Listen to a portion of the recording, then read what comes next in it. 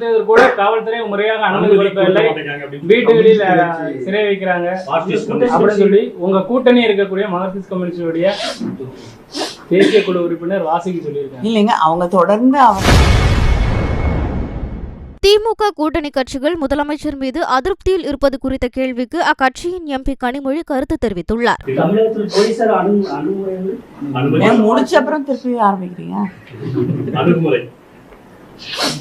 காவல்துறை போராட்டங்கள் நடத்துவதற்கு கூட காவல்துறை முறையாக அனுமதி கொடுக்கவில்லை, வீட்டுகளில் சிறை வைக்கிறாங்க அப்படின்னு சொல்லி உங்க கூட்டணி இருக்கக்கூடிய மார்க்சிஸ்ட் கம்யூனிஸ்டுடைய தேசிய குழு உறுப்பினர் வாசிக்கு சொல்லியிருக்காங்க. இல்லைங்க, அவங்க தொடர்ந்து அவர்கள் போராட்டங்களுக்கு அனுமதி அளிக்கப்படுகிறது. அவங்களுக்கும் முன்னாடி தெரியும் முன்னாடி எப்படிப்பட்ட ஒரு நிலை இருந்தது.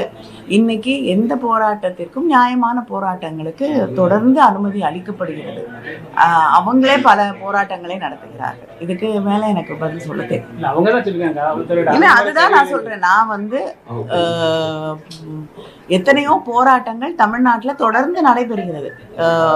ஆளுங்கட்சிக்கு எதிராக பல கருத்துக்கள் சொல்லப்படுகிறது. அதை ஏற்றுக்கொண்டு அதில் நியாயமான விமர்சனங்கள் இருந்தால் முதலமைச்சர் உடனடியாக நடவடிக்கை எடுக்கிறார்கள். அப்படிப்பட்ட ஒரு சூழ்நிலை தான் தமிழ்நாட்டில் இப்பொழுது.